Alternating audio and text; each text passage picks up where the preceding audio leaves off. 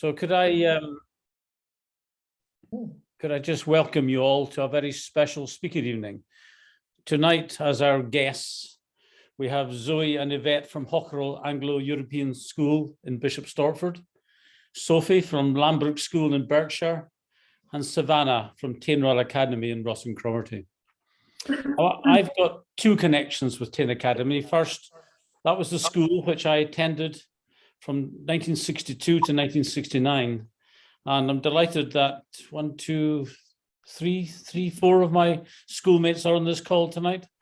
And my second connection is my father's construction company built the current school, and I managed to attend that school for 2 weeks at the end of my final term.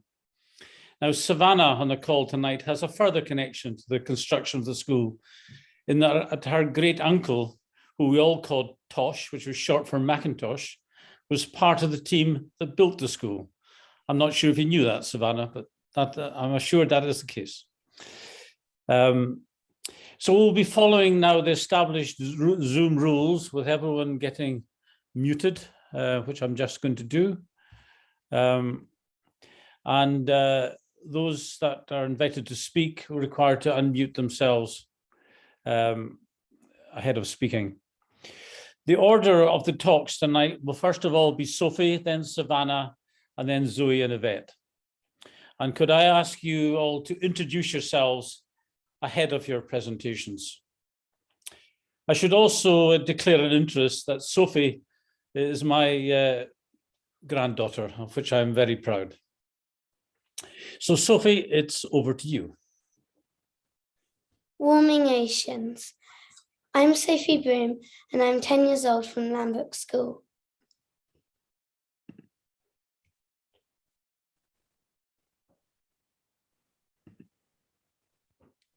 Ice caps.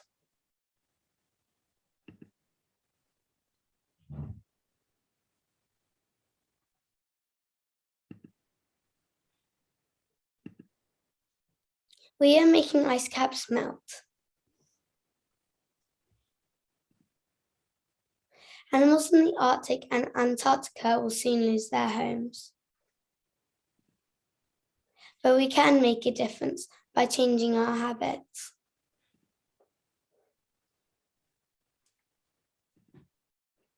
Sea levels rising.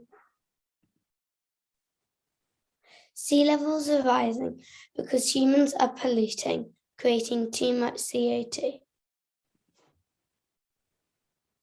We are burning fossil fuels, and that is bad for the environment.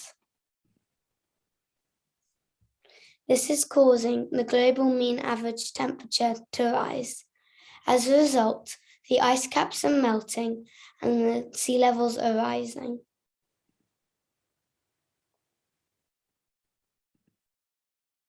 How can we make a difference? We can make a difference by following these simple steps. 1. Electricity.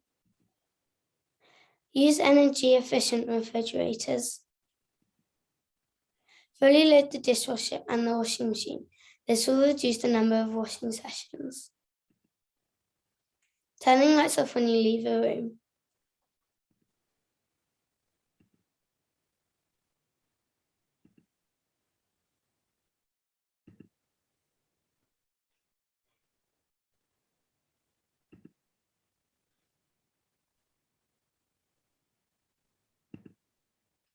Two, water.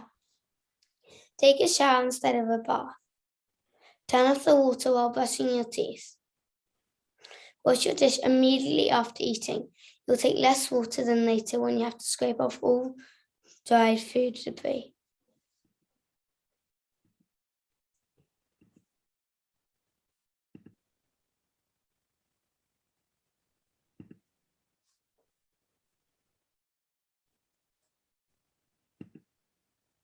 Three, carbon dioxide. Eat less meat. Walk on foot or use a bicycle or other energy-efficient vehicles. Consume responsibly. Do not buy more than you need.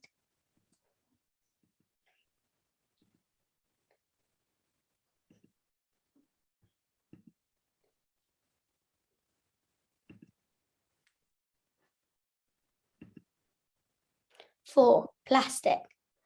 Buy products in cardboard packaging if possible. Do not buy bottled water if you're sure that the tap water is safe to drink.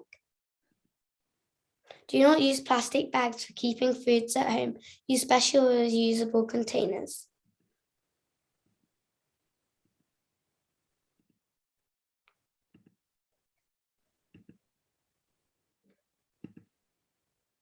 How I personally want to make a difference through research. Last summer, I learnt to scuba dive and I passed my PADI Open Water certificate. I hope to use this in the future to help with environmental research.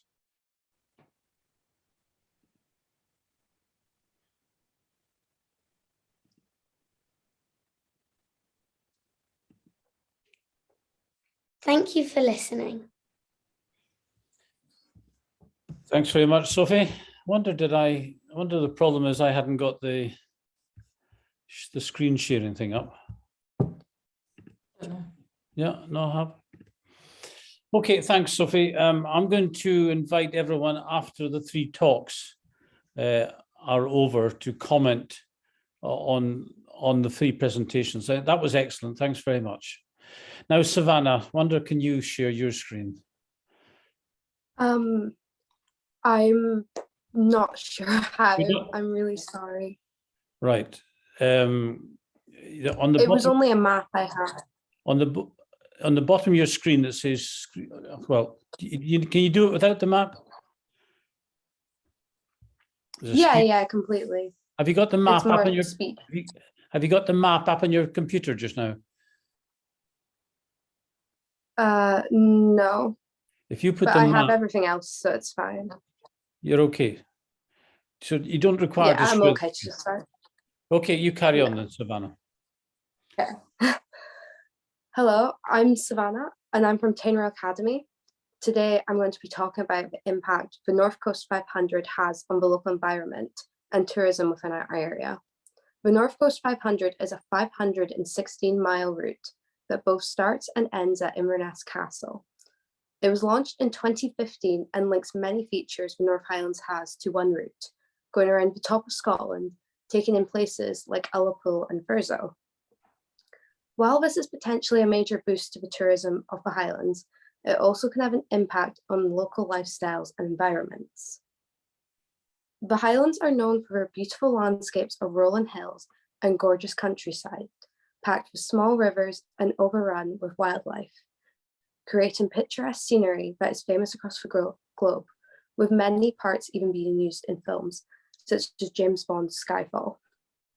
But also having these landscapes, there are large numbers of small towns and villages littered throughout the Highlands, many being from medieval times with strong community spirit and small winding roads. Between all these villages are places of historic interest and value, one close to me being Dunrobin Castle outside of Golspie, which is open to tourists to visit during the spring, summer, and autumn seasons, and holds amazing artwork, architecture, and stunning gardens. As I've mentioned, the countryside is home to lots of beautiful expanses of land that hold place to glens and lochs. These places help attract people through the scenery, and in the case of lochs like Loch Ness, the folklore leaves intrigue to anyone outside the Highlands, including making for beautiful holidays and road trips, with people using the routes such as what is now called the North Coast 500. With this route, however, comes many factors that end up affecting the environment, one being the amount of traffic on the roads. With the North Coast 500 becoming increasingly popular every year, it is also increasing the number of cars and camper vans traveling along the winding, narrow roads that run throughout the Highlands. Along with this traffic comes a large amount of slower moving vehicles that leads to frustration for locals who are trying to go about their normal days. It leads to issues on single track roads with people parking overnight in passing places. This is also due to the lack of infrastructure and places for camper vans to stay.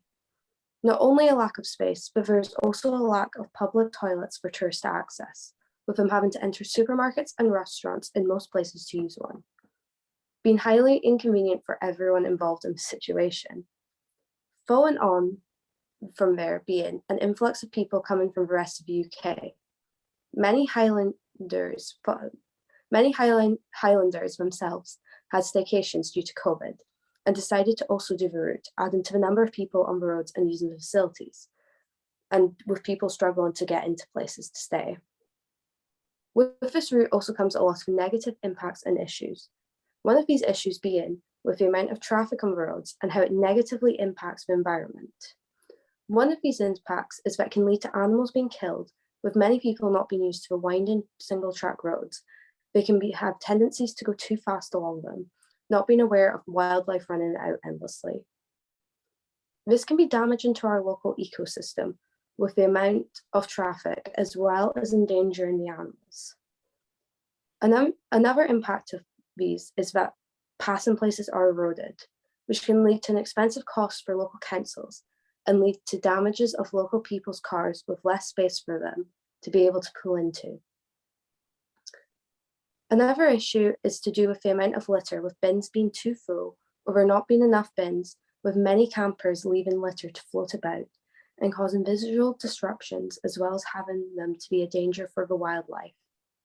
While COVID also leads to people dropping their masks, and as we are all aware, we will just put masks in our pockets and they easily fall out, which again can be harmful to our ecosystem. As well as litter, many people using the route are wild camping, which is damaging the local environment, with many people destroying animal habitats and shelters instead of using the official campgrounds. A reason for this could be due to the overcrowding and lack of space in caravan parks and camp areas. This could, however, be resolved if they expanded, as well as opening new areas. Many people also fell into the trap of the Instagram effect, which was beginning to become more prominent right before COVID, where people traveled to beauty spots and parked only to take photos. However, while there are still many negative impacts, there are also many positive ones that come from the North Coast 500. One of these impacts is that the number of jobs in the local hospitality industry has increased due to the amount of tourists coming and using them. For example, Skibo Castle and the other hospitality venues will take on high schoolers and university students such as myself over the spring, summer, and fall to keep up with the high demand of guests they have. Many students see this as an opportunity to make some money before university or even to begin starting the term of school. As well as this, rise in employment can also lead to an increase in business for local businesses, with many tourists using them to buy souvenirs and food items to take home.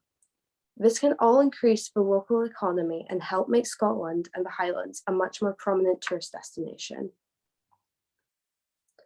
While the local environment is very important, there are still many benefits to this, which are vital for the Highlands economy. I'd like to draw your attention to the Highland goal of sustainable tourism. After the COVID-19 pandemic, many see the recovery process as a way to improve and better the sustainable local tourism industry so that it can deal better with the challenges we all face with the climate crisis and have a positive attitude towards it. One group that is working to improve the tourism industry is Highland Tourism.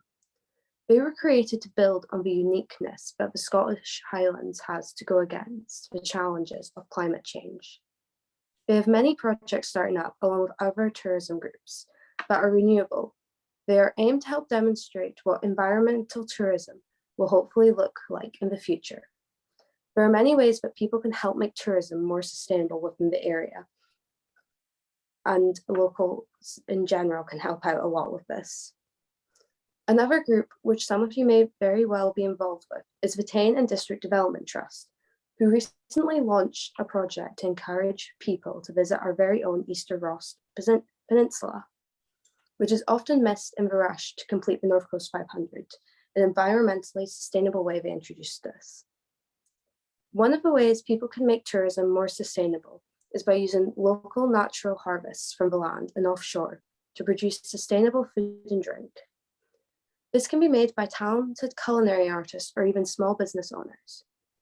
Using mass-produced food and packaging can be expensive and grow the amount of waste from packaging being harmful to the environment, whereas locally sourced will help keep plastic and food waste to a minimum.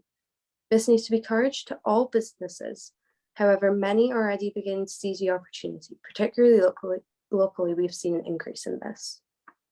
Also, there's the promotion of the development of a zero carbon transport infrastructure to help deal with the Highlands' geographical problems, while also being a service towards the needs of Highlanders, tourists, and local businesses.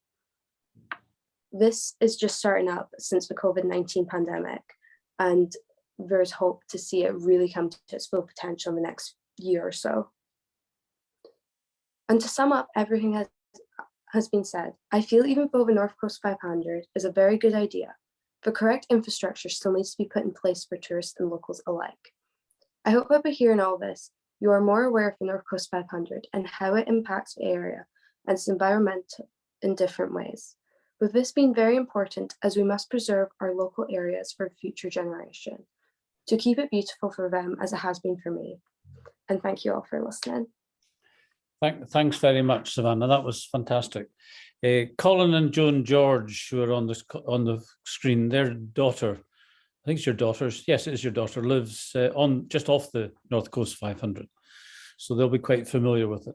It's fascinating. I've travelled it myself and thoroughly enjoyed it. So thank you for that. And I'm sure there'll be some comments later on. So that takes me now to Zoe and Yvette. Hopefully you're able to screen share, Zoe and Yvette. I'm not sure who's got the presentation. So Yvette's going to screen share.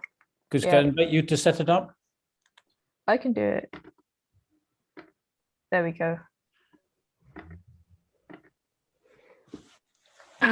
Hi everyone. So we're Zoe. I'm Zoe, and that's Yvette. We go to Hockerill Anglo European College, and we want to talk to you about food waste. So basically, this is kind of in the context of our own school. So every week, Hockerill wastes around 600 kilograms of food. And just to contextualize a little bit, we do have a boarding part of the schools, and not shockingly, most of the food waste comes from lunch times. So this 600 kilos a week is almost like 100 kilos a day, which is the weight of a newborn elephant, which is a lot of food. And with all that food waste, we can actually feed 250 people a day. So how can you prevent food waste? So first of all, you have to think about how hungry you are before you go and get food, because if you get a really big portion and you're not that hungry, then you're going to throw it out. You don't want to do that. So take a smaller portion if you're not too hungry. You need to make sure you eat what you need. Don't take a plate full of food that you're not entirely familiar with, especially if you tend to be quite picky. So if you do want to try something new, which is 100% valid, you've got to take a smaller side of it and make sure that you actually like it. Otherwise, if you take a plate full of food you don't like, then it's going to end up in the rubbish. So we kind of answered the question, where does our food go? So when you throw away your food, because you don't eat it for various different reasons, it will usually end up in a landfill. And when this food goes on to decompose, it produces methane, which is a greenhouse gas considered to be proven to be 21 times worse than carbon dioxide. So why is food waste so bad? Obviously, I just told you, but also each year, according to the UN, 1.3 billion tons of food waste is wasted across the globe.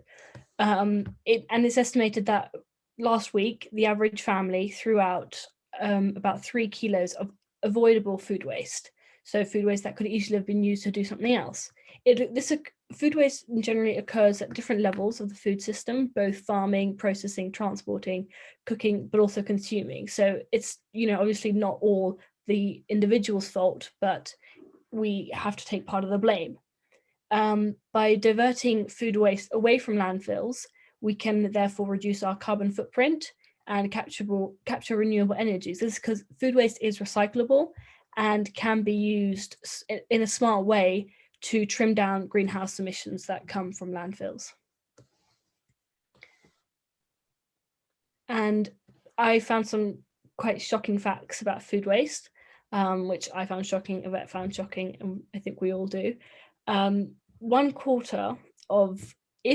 1/4 of the food waste that could be saved, it would be enough to feed 870 million hungry people. And if you take into consideration that 811 million people are currently undernourished, this is less than, I think that quarter is wrong, but it's still less than the total amount of food waste that we produce. So I find that really shocking. And up to 10% of our global greenhouse gases comes from food that is produced but never eaten, so just wasted and thrown into a landfill. Also, wasting food has been proven to be worse than the total emissions from flying, which accounts for 1.9% of our carbon dioxide emissions, plastic production, and oil extractions, which both account for 3.8%. And so this is worse than this total, which is also very shocking, because we've always kind of, when you immediately go, oh, carbon dioxide, greenhouse gases, most people's minds immediately go to plastic, oil extraction, and flying, whilst actually food waste is way worse. And it's a problem that's right in front of our eyes. And also, if food waste were a country, it would be the third biggest emitter of greenhouse gases after the USA and China. So how can you prevent food waste at home? So when you make a meal and you don't finish it, some people don't do this, but you can actually keep leftovers in the fridge. Shocking, I'm aware. And the leftovers are actually quite versatile. There are like millions of recipes online that you can like use to, do stuff with the food that you're not using. Composting is really good, especially if you tend to eat quite a plant-based diet. You can compost quite a bit of your like inedible bits and pieces. Shop smart, so try to avoid bulk shopping at the beginning of the week. And this is because like as the week goes on, if you've bought like say a huge bunch of like ripe fruit on Monday, as the week goes on, that fruit's going to get less and less ripe, and then by the end of the week it's probably not going to be edible. So really try to shop more frequently, shop in less amounts more frequently. Store food correctly according to the labels on the packaging. So if it needs to be refrigerated after opening, there's a reason for that, and so that it can stay fresh as much as possible. And expiration dates, a lot of us tend to take them quite religiously, but they're just an estimation of when the food is supposed to go out. So to kind of go on that point, like I said, like a lot of people take expiration dates a bit too seriously, but I think there's two major points that we can make to combat this. Like, first of all, a lot of people confuse the expiration date with the sell by date, and the sell by date does not mean that the food has gone bad. It just means that after the sell by date has passed, you've got like a week until you actually have to worry about it. And second of all, like I said before, it's an estimation. Like you actually need to look at the food. Like you need to look at the bread, see if it's moldy. You need to, So up on the screen, there's a chart and a little guide. So first you look at the food, make sure you don't see anything visibly wrong with it. You smell it, because sometimes, like especially with cheeses, you might not be aware that something is wrong until it really starts to smell. Taste it if it's past the 2 prior tests, and just try not to waste unless it's like completely inedible. And another chart on the screen shows how inaccurate expiration dates are. So you can see that things like canned food, honey, and jarred sauces, they'll be fine up to a year after their expiration date, which is quite shocking. Same goes for rice and dry pasta. Obviously, the last 3 you might want to be a bit more careful, but there are plenty of tips online that tell you like when your eggs have actually gone bad, like if you shake them and they sound hard, all that kind of stuff. So at our school, we organised a food waste competition. Now our school is divided up, the students are divided up into keeps. So we had an keep, and you then each keep throughout the year wins points, and then we go on to the keep who has the most points wins. Now, so we created a competition around this in order to raise awareness on food waste, the issues in school, but also just for some friendly competition. Now, we held it on the 6th of December, so now quite a while ago. And during the entire day, so for boarders such as myself, there's both breakfast, lunch, and dinner. For day students, obviously just lunch. And the prizes, first prize got 500 points, and then so on. Oh, sorry. we organised it that when you ate, so you have your plate on a tray rack, on a tray, and then you had to put them into a tray rack, and there were designated tray racks for each a keep, and the sign. So the ones on the left, the 4 kind of circles were on the tray racks, and then the kitchen staff helped us, and they threw away the food in 4 separate bins, and at the end of the day they weighed them up, and to decide which a keep had won. And this really proved to raise awareness in our school around these kinds of issues, and to make people realize what was happening and what we'd done. So thank you very much for listening. Thank you. Thank you both. That was excellent. It's quite staggering, the numbers you've quoted. So I'm now going to go on to gallery view, I think. So we've had 3 talks, and basically each speaker has recommended how we should change our behaviours. Sophie talked about the warming seas and how we can actually behave differently in our home. Savannah talked about the damage that traffic and tourism can do to an area, and also how we can react and correct our incorrect actions. And then Zoe and Yvette talked about food waste. So it's all within our hands how we can respond to all this. So can I open it up for comments, please? Pam, you need to unmute, Pam. Sorry. That's it. I enjoyed all the presentations. Thank you very much, ladies. You've obviously put a lot of hard work in, and you were also very confident presenters. So well done, all of you. My first observation is just a comment following up what Savannah said. I'm from the Highlands, still have family there, and not to put a finer point in it, poo is a huge issue with the North Coast 500 in 2 ways. Wild campers not respecting the countryside, let's say, to the extent that locals were putting buckets and spades out in laybys, hoping that people would dig a turf, bury what they were producing, cover it up, and instead the buckets and spades were just stolen, which was disappointing. But also chemical toilets from camper vans being emptied into streams, which, as you can imagine, had a devastating effect. So it's much more needs to be done before this can be said to be not harmful to the area. Thanks, Pam. That's very it's very basic facts, but it's very absolutely. Jim Tatchell's got a question or comment.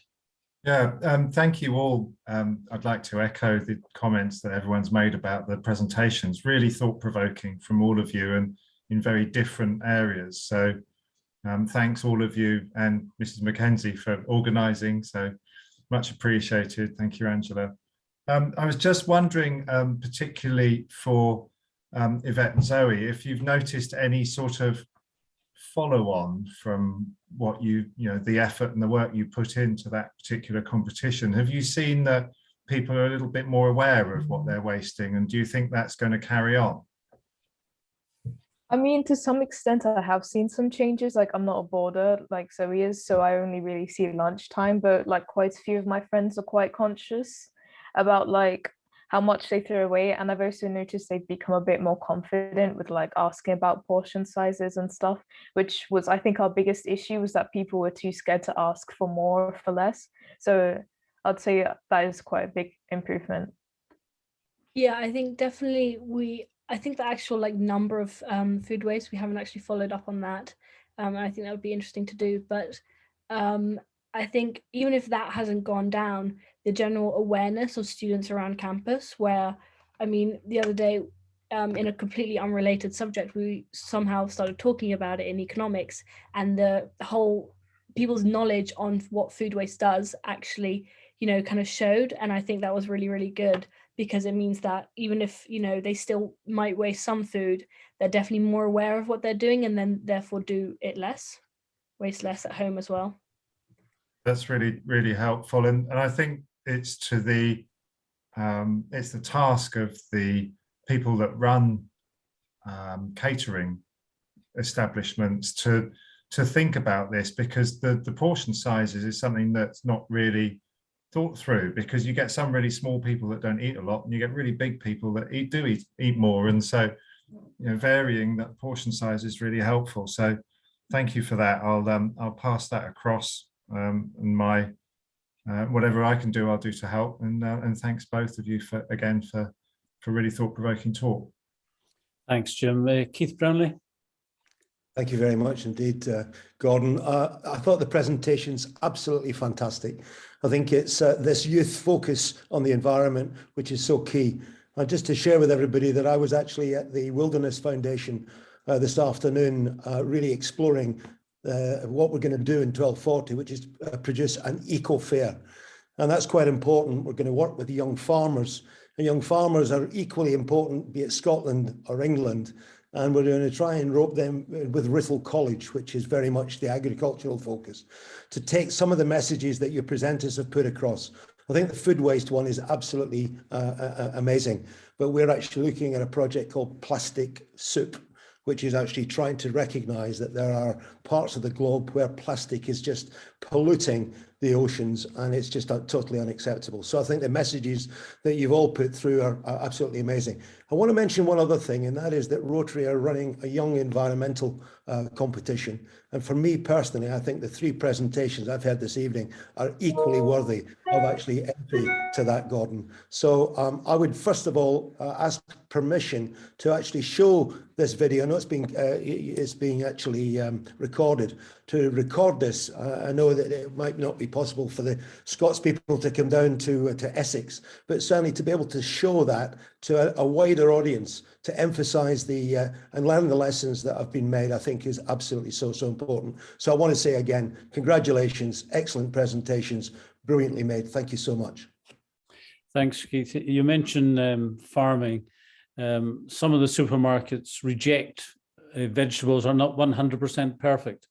And then the farms have to actually compost what's not eaten. It's a disgrace, really. Irene. I would echo what everybody else has said. I think we were so lucky to have those presentations. And I'd like to go to Sophie's, because she was talking about things that all of us, older people, can still do to help. I mean, we're all very bad at switching off lights when we leave the room. And I think the point about using how much water we use, and the fact that people don't run their machines like their washing machines and their dishwashers as responsibly as we should, because I think my generation certainly didn't take that all into account.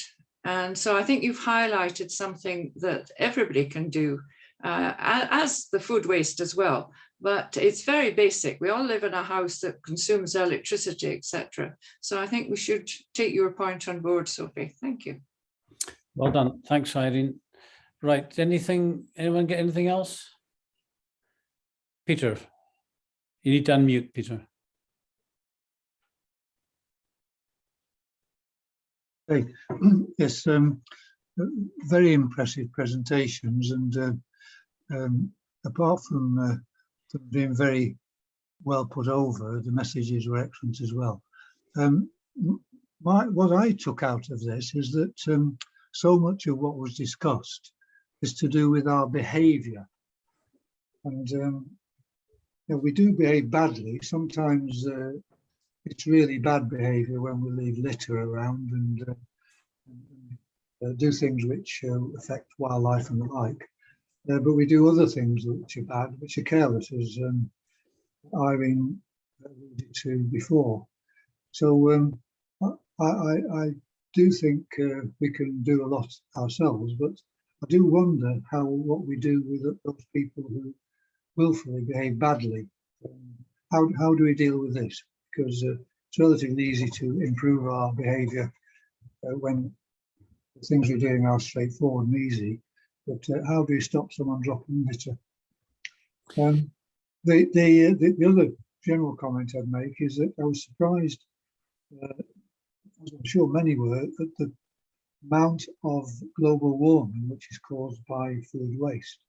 And I wondered how much actually was wasted within what you might call in the industry, the 10% that was mentioned, and how much is in the hands of individuals wasting food on the plate.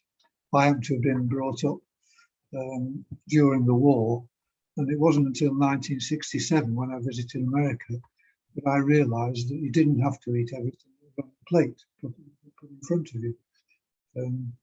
But now it seems that people waste food off their plate quite readily. Something that I don't find a thing for people to do.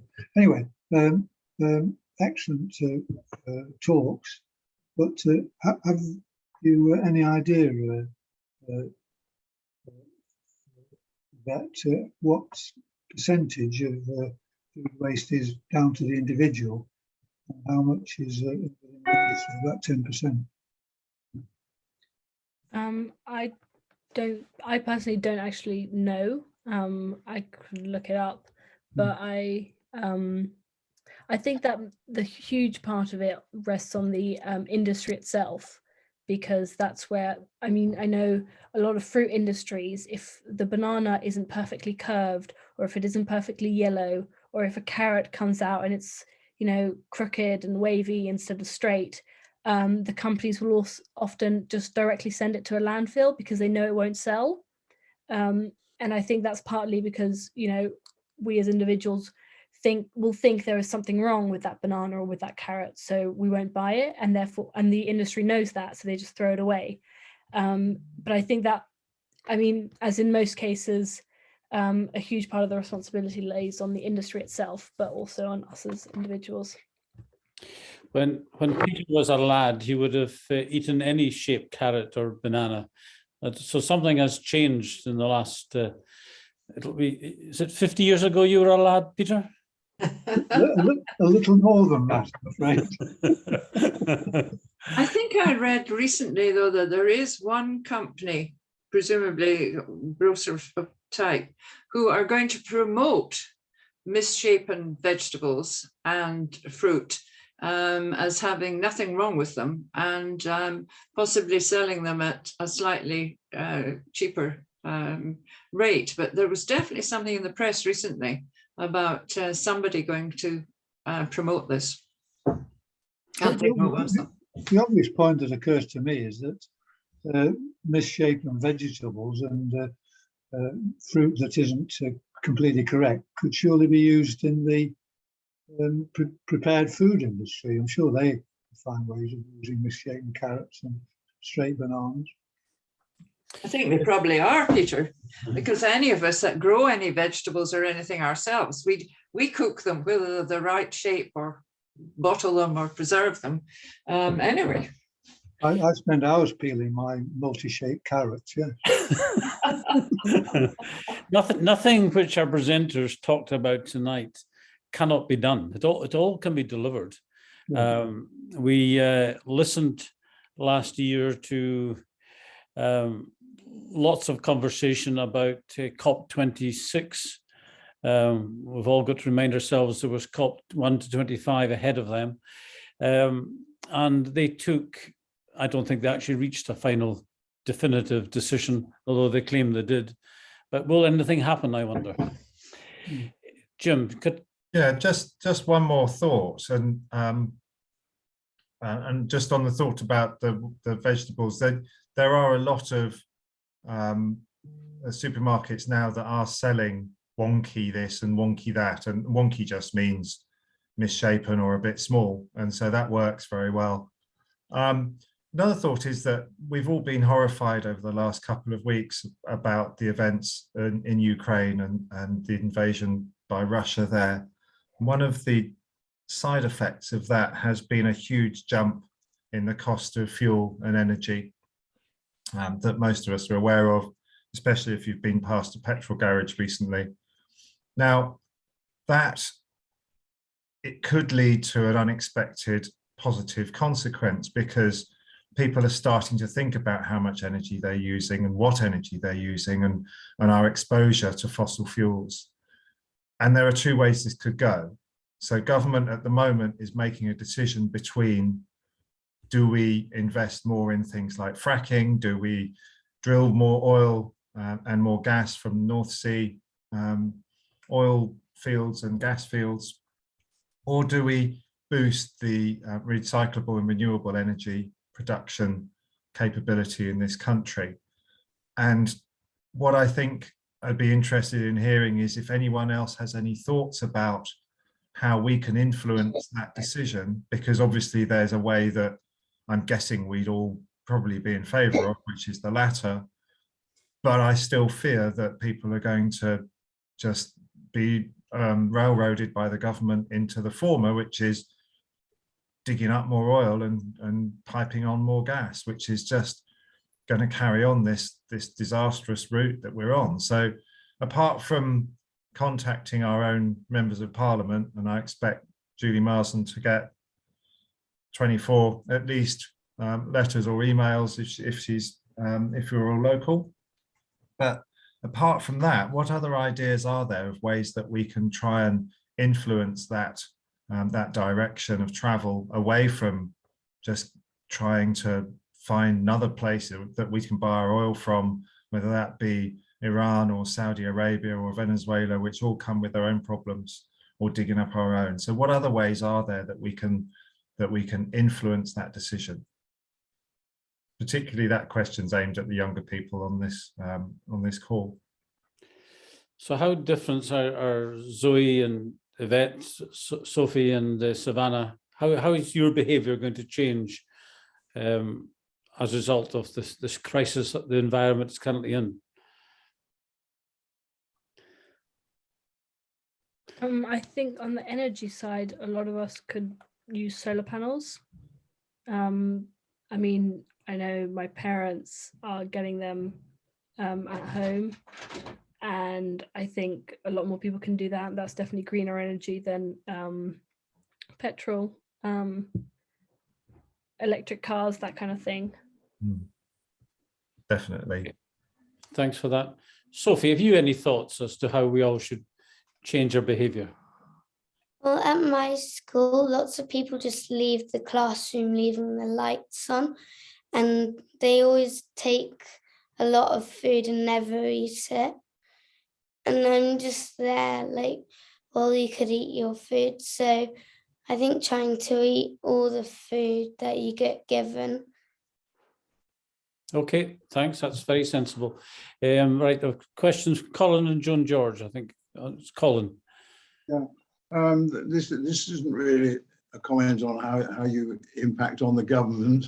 It's more just reverting back to the 500 in Scotland, and we following the progress of our daughter setting up a hospitality business, and the directly the poo issue. We've been quite interested in how she's dealing with that in relation to her shepherd's hut, which she's just acquired. And of course, the solution is the composting loo. And I just wondered obliquely whether the tourist boards in the Highlands should be investing in some compost loos in areas around the 500. Some of them will get abused, obviously, but it doesn't seem that that's a good reason for not trying. The investment, I don't think, is very large, albeit they do need to be serviced in some way. But maybe local communities who have an interest in seeing, will actually, anyway, I haven't thought it through. But somehow the composting loo does seem to be in tune with the age. And maybe there aren't too many solutions to your problem other than the one I can offer from our daughter's experience. I can say, though, that from our grandchildren's point of view, hearing about the mechanics of a composting loo, knowing that after you've kept the contents for 2 years, you grew the most wonderful vegetables. They were horrified to think that they would be served vegetables from compost. It's a question of educating young people the values of compost, the values of using things that could be seen wasteful, but if you if you compost them, you're not wasting them. You can put them back into the ground. And there's a marvelous number of people who are doing that now and growing their own vegetables. But some of the things that we're talking about are things that we used to do many years ago. And we've changed now because we've had so much more money, and we've used that to have more convenience. And there's lots of us influenced by what we hear about what the standards we should be. But I've noticed there's been a trend for people to have less clothes, to keep their clothes longer, to not wash them every single day. Some young people, I hope you're listening, young people, need their jeans washed every time they wear them. It's possible to keep things, wear them longer. There's all kinds of things we can do. We don't have to shower twice a day, which some are having to go at the young people after you've given us such a lovely presentation. But actually, some of the things that we did, old people, were quite a good idea in terms of not being wasteful and in terms of using less of all the things that we all need, but we don't necessarily need them quite so often as, anyway, I'm rambling on, but you get the You're saying, Joan, it's all within our own capability to sort this out. Pam has got a comment to make. Can I advocate the young people's perspective on this slightly, in that if we think back to the stopping smoking campaigns, it was children going home and nagging adults about the risks of smoking that seemed to be incredibly effective. So I would take Sophie's guidelines, for example, giving up meat, just encouraging families not to eat quite as much meat as particularly Scots, I think, are in the habit of doing. I have one son who's now a vegan for his health, as it turns out, but I eat much less than I ever did. And I never, I think that the parental, the result of lobbying parents can be very, very effective. So I would encourage Sophie and all her classmates to go home and have a chat with mum and dad. Thanks, Pam. That's good advice. Keith, how can these young environmentalists enter this Rotary Environmentalist of the Year competition you mentioned? It's very straightforward. As I say, if they would send their presentations to me, Peter Dowse in my district is actually taking those presentations, and they will go into to be judged accordingly. And we haven't, frankly, got too many, submissions at the moment, Gordon. So I'd be delighted to take those 3 presentations, and if you, well, it would require their support and their parents' support together with yourself to put that forward. But there is no doubt that that's recognition should happen, because it is, I think it's been said tonight, young people are really leading the charge here. Quite honestly, they're leading those behavior changes that need to happen in all of us to make the world a better place. So I'd be very happy to take those submissions forward. Right, we have Connie Farrell is on the call, who Savannah knows, obviously. Savannah, yours was you've obviously got a talk that you've written out, so maybe you could submit that, and Connie knows how to get that to me if you wish to proceed with it. And Sophie, you can, if your mum's quite happy that you present your presentation, and Zoe and Yvette the same. So there's an opportunity for you to maybe get your names in lights among the organisation of Rotary. Absolutely. Right, Irene. Can I come back on something that Jim was saying about how we tackle the energy thing? And I think it was Zoe that mentioned panels, solar panels. I actually do not understand why the government have not imposed on all the builders that are building millions of houses around this country that the roof should have solar tiles.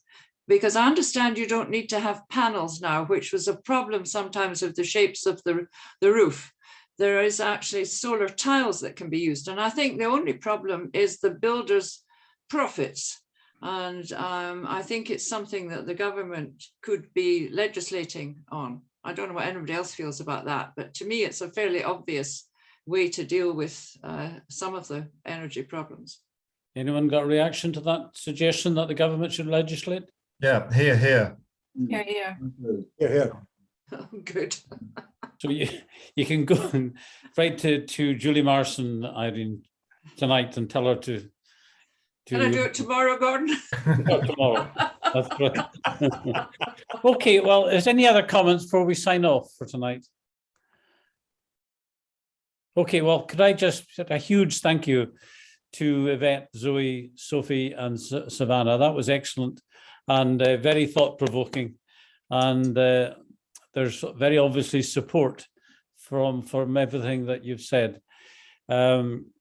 Right, so next, could I just move on that next month on the 26th of April, we're continuing with our environmental theme on this and we've got William Gemmell of Ceres Rural talking about farming. And maybe we can encourage him to talk about crooked carrots as well. So I look forward to you joining us with that. So that just leaves me to call the evening to an end and invite you all to join me in a toast to the Queen, and especially at this time, peace in Ukraine and across the world. Yeah. So thank you all very much. The Queen and peace. Queen and peace. In peace, the world over. So thank you all very much. That was fantastic. And there is a recording that will be available